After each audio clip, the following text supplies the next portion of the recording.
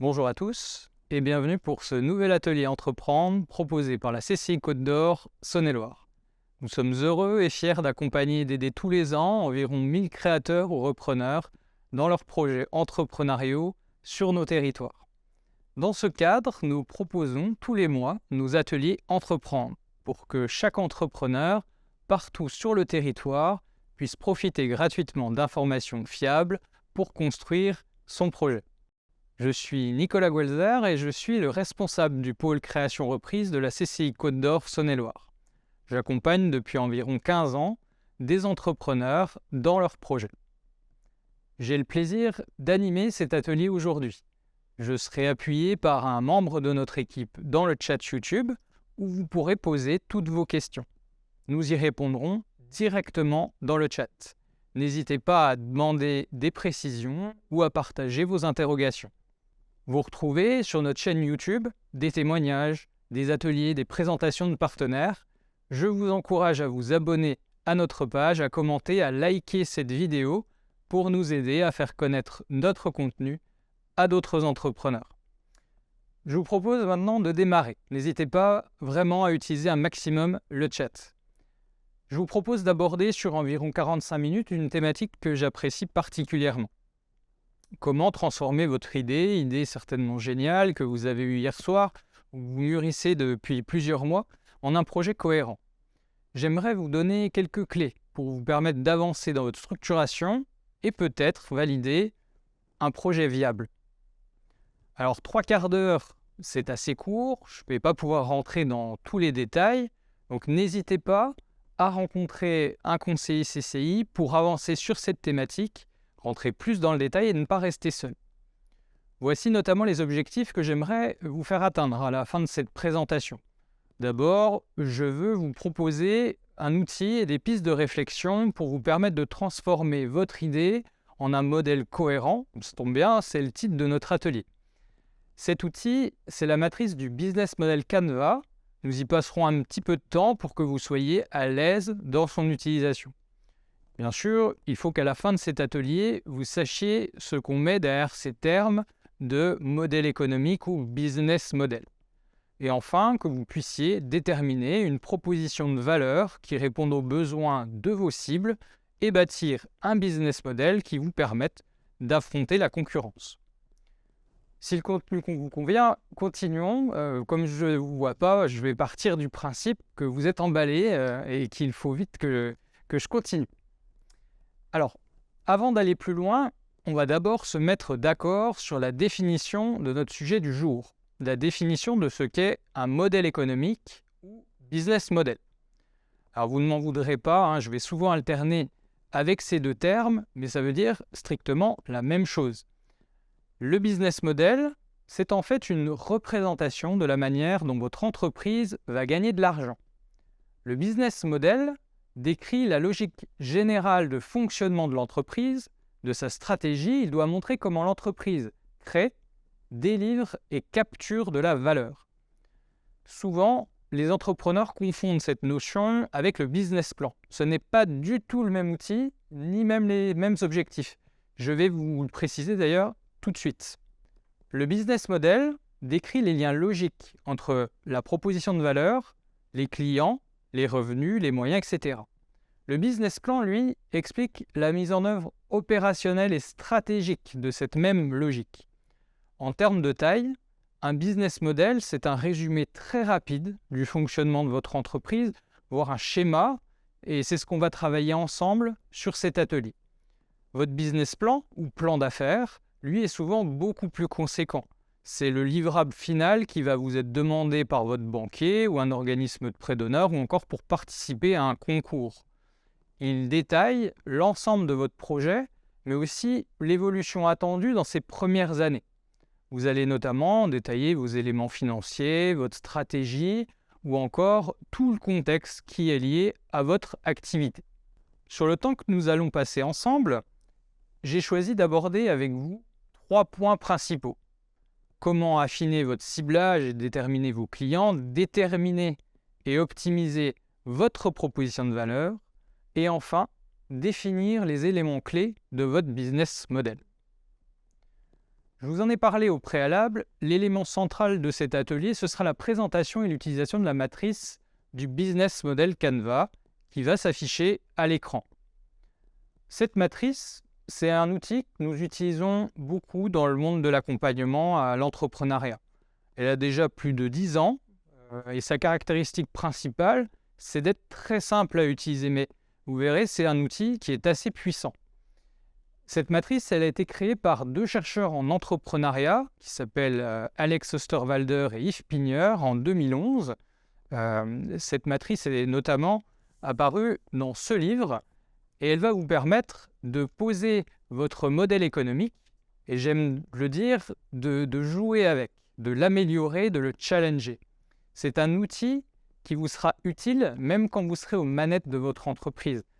Parce qu'un modèle économique, il évolue avec son environnement. Il ne peut pas être statique dans le temps. Vous avez certainement en tête des échecs comme Kodak ou Nokia qui se sont bornés à conserver des modèles qui n'ont pas su évoluer avec leur environnement. Pour vous qui êtes en création ou en phase de reprise d'entreprise, c'est aussi un super outil de structuration mais aussi de créativité. Et ce qui est chouette dans cet outil, c'est qu'il est vraiment très abordable. La matrice du Business Model Canva doit s'afficher en ce moment sur votre écran. Je vais la laisser un peu, et puis pour que vous puissiez la regarder, et puis on reviendra dessus un peu plus tard. C'est simplement pour vous montrer que c'est un document finalement qui tient sur une seule page avec 9 grands blocs. Pour faire très simple, avant qu'on rentre dans le détail, cette matrice, elle va vous permettre de vous poser les questions suivantes. À qui je m'adresse? Qu'est-ce que je leur vends? Par quels moyens? Combien ça me coûte et combien ça va me rapporter. Nous allons dans un premier temps nous arrêter sur vos clients, la partie plutôt de droite, et votre proposition de valeur, le bloc qui est au centre, qui sont les éléments au centre de vos modèles pour ensuite revenir sur cette matrice. Souvent, quand j'échange avec des entrepreneurs sur leurs projets, ils sont à fond sur leurs produits, leurs services. Je fais telle offre de formation, je vends des super burgers et je vais vendre ça à un maximum de personnes. En gros, j'entends l'offre, mais j'entends peu parler des clients. J'entends par là vos acheteurs, pas tout le monde, ceux qui sont vraiment intéressés par votre solution. Et je vous propose aujourd'hui de raisonner un peu à l'inverse. Vos clients doivent être au centre de vos modèles. Pourquoi? D'abord, travailler sur vos clients, ça va vous permettre de faire émerger des besoins ou des problématiques, soit que vous n'avez pas décelées, soit qui n'existent pas vraiment, mais aussi de comprendre les attentes, les frustrations de vos clients sur le marché actuel. Toute cette connaissance que vous allez emmagasiner, elle va vous donner l'occasion d'améliorer votre proposition de valeur. Quelques questions évoquées ici pour challenger votre idée qui peuvent nécessiter pas mal de travail de votre côté, c'est tout le travail que vous avez à faire sur votre projet. Finalement, qui sont vos clients? Qui sont vos utilisateurs? Attention, vos utilisateurs ne sont pas forcément acheteurs, mais peuvent avoir un impact dans votre modèle économique. On le verra un peu plus tard avec l'exemple que j'ai pris pour illustrer la matrice du Business Model Canva. Qu'attendent vos clients sur votre marché? Qu'attendent vos clients de vos produits? Quel est leur parcours d'achat? Est-ce qu'ils se renseignent sur Internet? Quels sont leurs critères de sélection? Qu'est-ce qui les influence? Etc. Je vous le disais, vendre à tout le monde, c'est le meilleur moyen, finalement, de ne vendre à personne. Il est important de passer par une étape cruciale dans votre réflexion autour de vos clients, c'est ce qu'on appelle la segmentation. Alors, la définition de la segmentation, un segment, ça représente un groupe homogène de personnes ou d'entreprises qui ont les mêmes besoins, que vous pouvez servir via le même canal de distribution, qui seront sensibles à la même communication, qui accepteront de payer le même prix, avec lesquels vous aurez le même type de relation. Votre cible, ce n'est pas forcément les hommes, les PME, beaucoup trop large, trop hétérogène, mais une cible beaucoup plus segmentée parce qu'elles auront des objectifs bien différents. Un exemple, peut-être que votre marque de vêtements au masculin visera des jeunes de moins de 25 ans habitant en ville, fans de street sport, et pas seulement les jeunes. Pour aller plus loin sur cette question, je vous conseille fortement notre atelier sur l'étude de marché, où Isabelle et Émilie reviennent sur cette notion de segmentation, mais aussi sur la méthode que je vais vous proposer tout de suite, la création de personas. Je vais balayer rapidement cette partie. L'atelier sur l'étude de marché vous donnera beaucoup plus de détails si vous voulez en savoir plus sur cette méthode. Pour mieux comprendre vos clients, il est important de bien comprendre qui ils sont. Pour cela, vous allez vous mettre à la place de vos futurs clients pour imaginer leurs besoins, leurs problèmes, leurs habitudes, leurs ressentis, leurs craintes, leurs convictions. Utilisez pour cela votre empathie.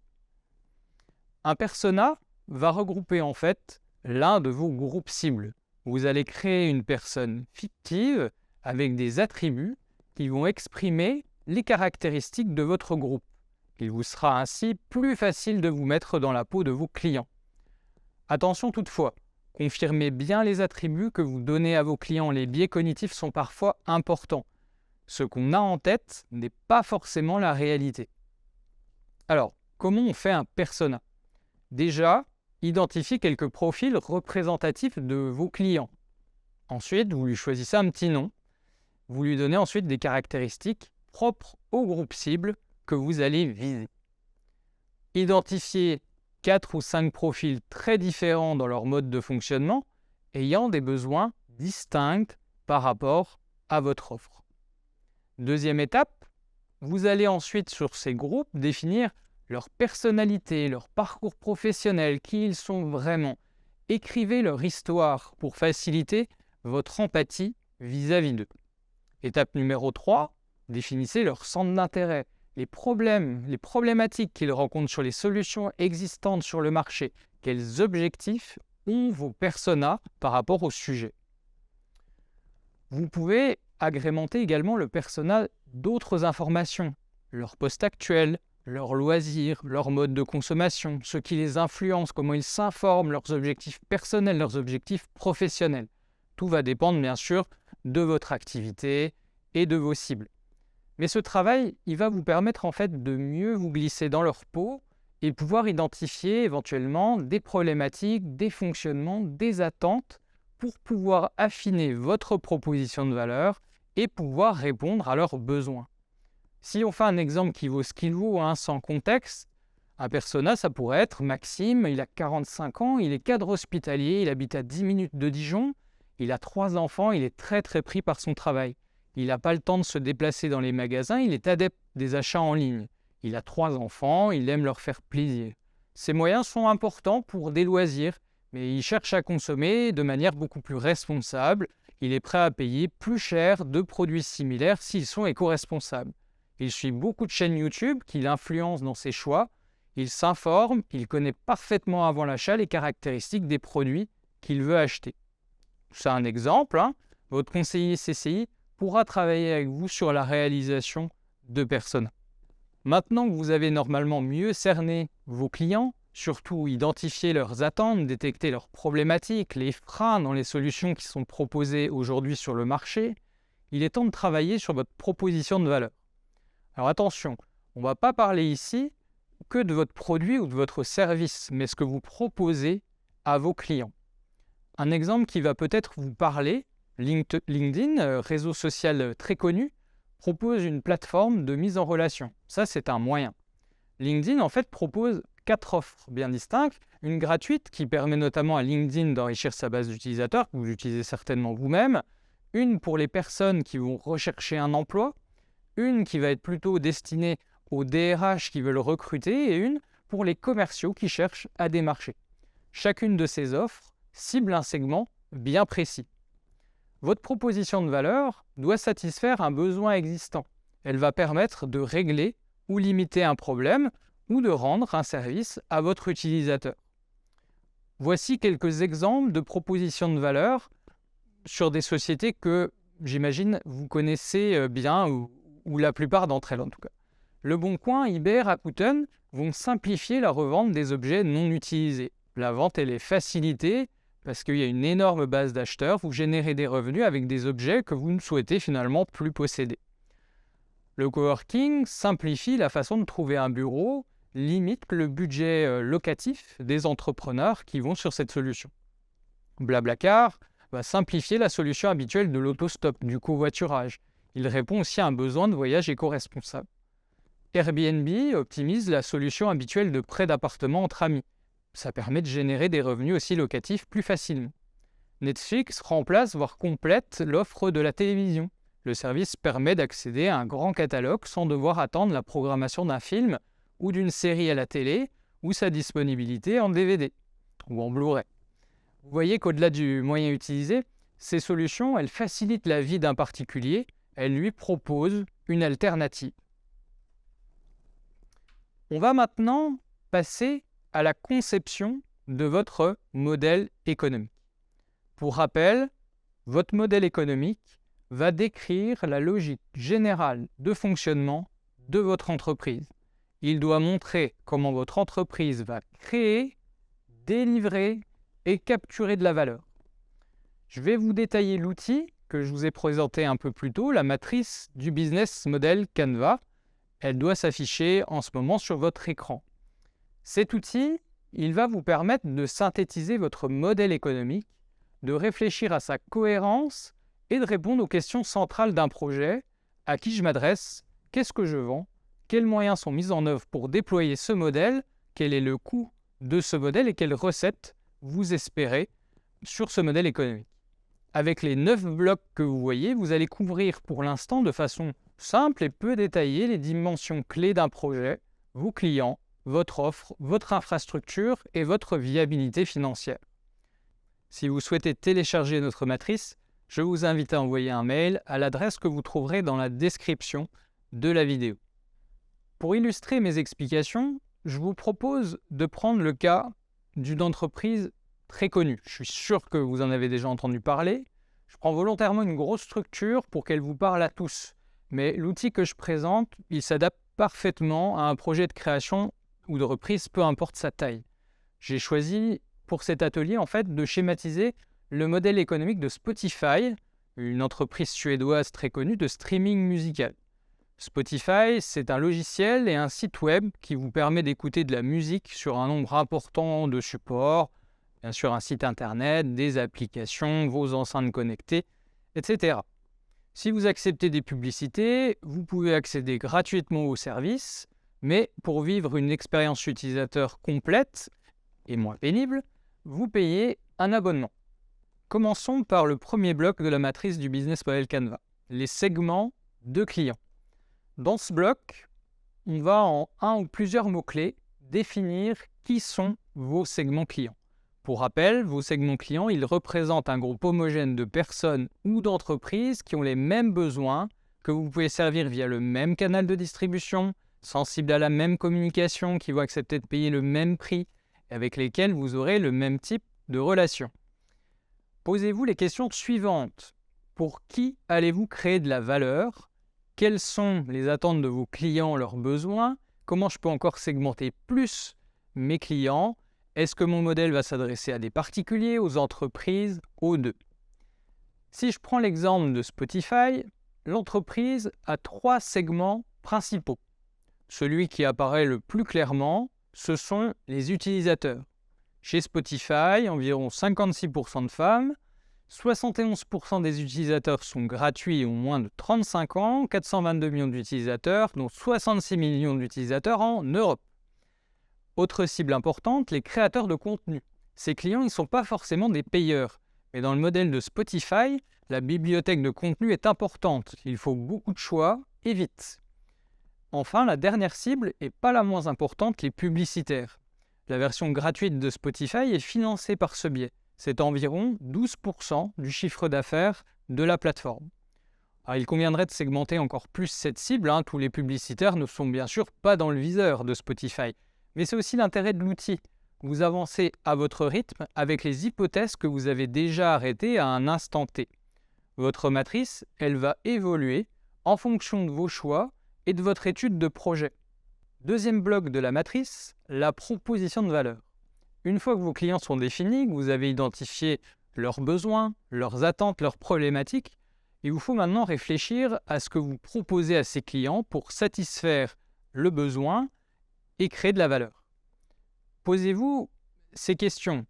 Pour chaque segment, quelle réponse apportez-vous? À quoi vous servez? Quelle différenciation avez-vous par rapport aux solutions actuelles du marché? Comme je vous l'exposais précédemment, ne vous contentez pas de dire « j'ai un restaurant de spécialité française, je vends des menus ». Non, votre proposition de valeur, c'est peut-être une offre à un rapport qualité-prix qui n'existe pas dans le quartier, une expérience client unique par la décoration, des concerts, vous faites une promesse de voyage. Je vous ai listé ici quelques exemples d'idées, mais il en existe plein d'autres en termes de proposition de valeur. La nouveauté, la performance, la personnalisation, le fait d'accompagner, le design, la marque, le prix, la réduction des coûts, la réduction des risques, l'accessibilité, la commodité, l'ergonomie. Mais j'insiste à nouveau, une cible égale une offre. Si on reprend notre cas pratique avec Spotify et sa proposition de valeur, pour la cible utilisateur, Spotify n'offre pas juste la plateforme, qui est le canal, mais propose un accès illimité à une bibliothèque absolument gigantesque par du streaming. C'est la facilité d'accès, un catalogue sans fin, la fin de la musique stockée sur une clé USB ou dans la mémoire d'un appareil. Pour les créateurs de contenu, la promesse faite aux clients, c'est de pouvoir toucher des millions de personnes pour que son contenu soit découvert par un potentiel de 422 millions d'utilisateurs. Enfin, pour les publicitaires, vous comprenez tout l'intérêt. 240 millions d'utilisateurs, environ 57% ne payent pas l'abonnement à Spotify. Vos publicités ont donc une audience potentielle énorme avec des auditeurs qui ne zapperont pas vos pubs parce qu'ils veulent écouter la suite de leur playlist. On va maintenant passer aux canaux de distribution. Vous avez déterminé ce que vous proposez, à qui. Maintenant, il faut toucher et atteindre vos clients. Comment aider vos clients à choisir votre solution plutôt que celle d'un concurrent? Comment vont-ils comprendre votre promesse et estimer que votre offre est intéressante? Comment allez-vous vendre vos produits, vos services, en magasin, en ligne, par un réseau de distribution, etc. Est-ce que vous avez un système de service après-vente? Comment vos clients ou prospects peuvent rentrer en contact avec vous? Ayez en tête que vos canaux doivent couvrir les phases d'un parcours client. La reconnaissance, je fais connaître mon offre. L'évaluation, comment vos clients arrivent à évaluer votre offre et se dire « j'achète ». L'achat, comment vos clients achètent la prestation. Qu'est-ce que j'amène en plus que le simple produit? L'après-vente aussi. Qu'est-ce que je propose à mes clients après l'acte d'achat? Ça peut être pour les fidéliser ou montrer le sérieux de votre marque. Dans le cas de Spotify, les principaux canaux de distribution, ce sont le site internet spotify.com, les applications mobiles et les objets connectés, par exemple les enceintes Amazon, Apple ou encore Google. Pour finir avec la partie droite de la matrice, nous allons aborder maintenant le bloc de la relation client. Cela doit permettre de vous interroger sur le type de relation que vous souhaitez établir avec votre cible. Quelle relation vos clients attendent-ils dans le parcours et l'expérience client idéale pour eux? Quelle relation vous envisagez d'établir, d'entretenir? Comment vous articulez ces relations dans le cadre de votre modèle? Ces relations imaginées ont quel objectif pour vous? Du chiffre d'affaires, de la fidélisation, de la transformation de vos clients en ambassadeurs? Les objectifs peuvent être variés. Si on reprend notre cas pratique, Spotify va miser énormément sur son service client, un contact direct via son site et surtout le développement de communautés en ligne et une utilisation marketing sur les réseaux sociaux. Dans la matrice du business model Canva, le bloc des flux de revenus englobe le chiffre généré par chaque segment client. On ne parle pas forcément de profit ici, mais de flux d'entrée d'argent. Vous avez défini vos cibles, réfléchi à votre proposition de valeur. Vient maintenant la question de définir combien ces cibles sont prêtes à payer pour vos produits ou vos services. Chaque cible a ses propres mécaniques de prix et de cycle de vie d'un produit. Quelques questions à vous poser.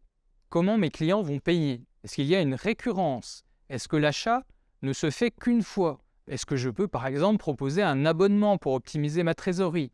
Est-ce que mes prix changent en fonction du volume, etc. Je ne vais pas rentrer dans les détails ici, il faudrait un atelier entier pour parler de ce bloc. Je vous conseille de suivre nos ateliers sur l'étude de marché et les réalisations d'un prévisionnel qui reviennent sur l'estimation du revenu de votre future entreprise.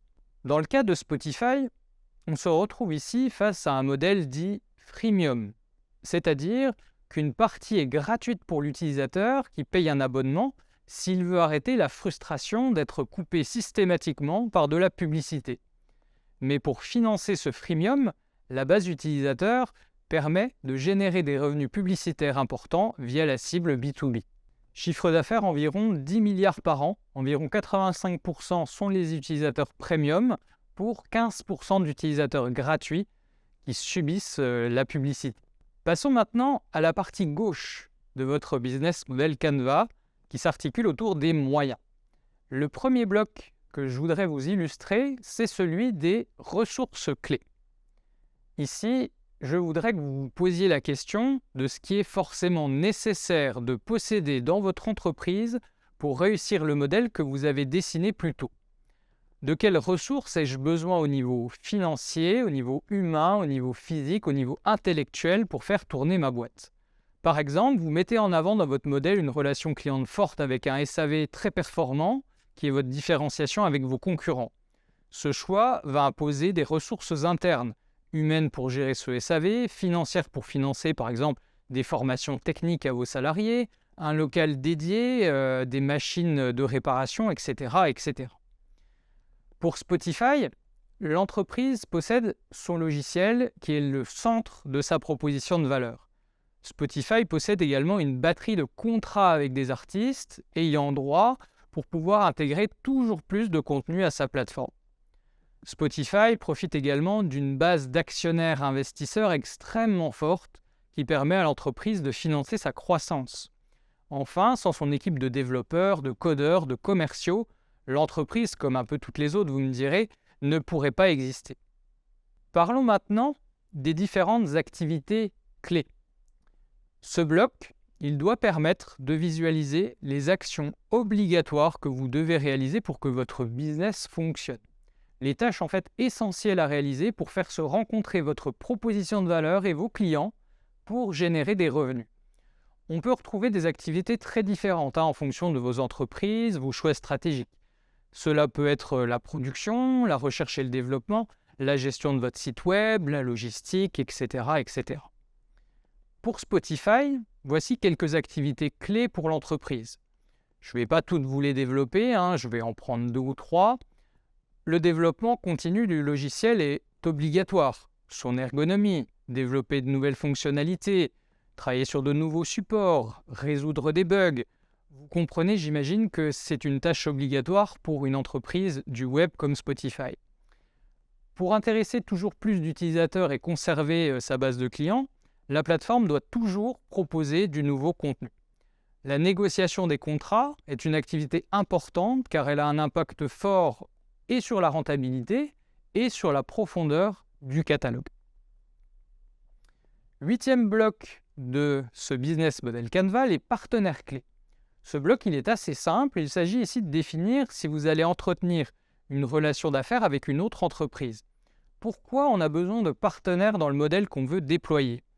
Alors cela peut être bien sûr pour réduire un risque, d'acquérir une ressource ou encore de réaliser des économies d'échelle par exemple. Là aussi, tout va dépendre de votre stratégie. Je vous conseille notamment de penser en priorité aux partenaires qui vont vous permettre d'accroître votre proposition de valeur ou de réduire vos risques, surtout quand on démarre une entreprise comme vous. Dans le cas de Spotify, je vous ai listé 3 partenaires importants. Les investisseurs externes, qui, comme dans le bloc ressources clés tout à l'heure, vont permettre à la plateforme de croître et de se développer. Des labels musicaux comme Sony ou Universal qui permettent d'obtenir les droits nécessaires à la diffusion de la musique. Et enfin, les partenaires marketing qui permettent de tracer et de mesurer les audiences, les campagnes de publicité. Terminons cette présentation du business model Canva par le dernier bloc, celui de la structure de coûts. Vous avez déterminé les moyens dont vous avez besoin dans les blocs précédents. Créer de la valeur, ce n'est pas gratuit. Maintenir une relation client non plus. Votre modèle va forcément nécessiter des investissements, des dépenses.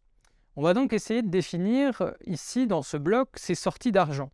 Là aussi, je vais vous renvoyer à l'atelier sur les comptes prévisionnels pour aller plus loin sur ce sujet, parce que là aussi, c'est quelque chose d'assez dense. On peut distinguer deux types d'approches dans la conception du modèle. Une approche centrée sur la réduction de vos coûts, leur optimisation, et une autre centrée sur la création de valeur et moins concentrée sur cette optimisation de coûts, mais qui peut être aussi plus risquée. Exemple typique, le luxe où l'expérience client est maximale, mais du coup les coûts sont aussi maximales. Dans un premier temps, identifiez dans les autres blocs les dépenses principales. Ces dépenses, est-ce qu'elles sont des charges variables, c'est-à-dire une dépense qui suit l'évolution de votre chiffre d'affaires, ou une charge fixe qui finalement, peu importe votre revenu, sera à sortir de votre compte en banque tous les mois. Alors, pas d'inquiétude, ce bloc il va s'affiner au fur et à mesure que vous avancerez sur votre projet. Il est aussi très dépendant de vos choix stratégiques qui forcément vont évoluer dans votre phase de réflexion. Dans notre exemple, les coûts principaux pour Spotify, ça va être la gestion de son parc immobilier, la maintenance des services Internet, les salaires pour toute cette équipe de développeurs, de codeurs, la recherche et le développement, les copyrights, les paiements aux ayants droit et le marketing pour financer toute cette musique. Vous voyez maintenant s'afficher notre matrice complète pour notre exemple. Vous voyez qu'en une page, j'ai le résumé du modèle économique de Spotify. En une lecture très rapide, je comprends ce que propose l'entreprise, à qui elle le vend, comment, ce que le modèle lui coûte et ses flux de revenus. Ce que vous devez vraiment avoir en tête, c'est que d'une idée peut se déployer différents modèles économiques, des clients différents, des moyens différents, des positionnements différents. C'est aussi ce qui permet finalement à des services qui paraissent identiques sur le papier de vivre dans un environnement concurrentiel. Une fois vos choix stratégiques et votre modèle économique arrêté, vous allez pouvoir explorer votre marché plus en détail. Peut-être, et ça serait vraiment normal, votre modèle version 1 n'était pas le bon. Le modèle V2 ou V3 le sera peut-être. Ce modèle est représentatif de vos travaux à un instant T, il va évoluer et c'est bien normal. L'intérêt de l'outil, c'est d'arrêter de bonnes hypothèses de départ. De façon très schématique, vous pouvez visualiser le modèle de votre structure, transformer votre idée en un projet et poser vos hypothèses pour valider votre future stratégie et étudier votre marché. Un point de vigilance. Vous devez revoir régulièrement votre modèle économique et l'adapter au changement de votre environnement. Pour clôturer l'atelier, quelques recommandations. Je vous conseille de commencer cet exercice une fois que vous avez bien défini vos ambitions et la vision que vous avez pour votre activité. Cela vous aidera dans l'approche de votre business model. Quelle est la raison d'être de mon entreprise? Où voulez-vous arriver dans 5, 10 ans? Quel est le but à atteindre? Quelles étapes vous permettront d'atteindre ce but? Quelles offres vous souhaitez proposer en premier? Quels sont vos partenaires prioritaires, etc. Vous avez déjà analysé les tendances du marché sur lequel vous vous implantez. C'est un gain de temps. Si vous vous rendez compte que le marché est saturé, que les solutions actuelles sont performantes, que la plupart des positionnements sont pris, demandez-vous si vous n'avez pas intérêt à explorer un autre marché. Vous avez également déjà regardé qui étaient les principaux acteurs de ce marché, vos concurrents, vos fournisseurs, pour vous familiariser avec l'environnement, les attentes, les us et coutumes de cet environnement. Vous avez aussi fait le point sur la réglementation de votre activité, les contraintes de votre marché. Est-ce qu'il y a des normes, des diplômes minimums à posséder, une certaine réglementation? Tout cela peut être bloquant pour votre projet malgré un super modèle économique. Surtout, allez sur le terrain. Ne restez pas uniquement sur votre feuille de papier ou votre ordinateur. Testez vos hypothèses de travail, interviewez des futurs clients, des fournisseurs. Bref, allez sur le terrain. Votre business model, c'est la formalisation concrète de votre idée initiale. Il doit être cohérent avec la mission, la stratégie et refléter l'entreprise que vous visez. Une fois votre business model défini, vous allez pouvoir travailler une étude de marché plus poussée qui va légitimer ce modèle économique. Là, je vous invite à nouveau à suivre notre atelier sur le sujet pour aller beaucoup plus loin. J'en ai terminé pour cet atelier. J'espère qu'il vous aura plu. Alors, je sais que le contenu est assez dense sur ce temps assez court, mais pas d'inquiétude. Vous pouvez bien sûr revoir cet atelier, mais aussi vous adresser à votre conseiller CCI pour travailler avec lui votre projet de création de reprise et structurer ce fameux modèle économique. Je vais afficher également notre outil en ligne, gratuit qui vous permettra de rédiger votre business plan et qui propose notamment de créer un business model Canva. Il s'agit du site ccibusinessbuilder.fr. Merci d'avoir suivi cet atelier. Je vous encourage à nouveau à vous abonner à la chaîne, à liker cette vidéo. Cela vous permet d'être au courant de nos prochaines sorties de vidéos et nous permet d'améliorer notre référencement et d'être découvert par d'autres entrepreneurs. Je vous souhaite le meilleur pour vos projets. Au revoir.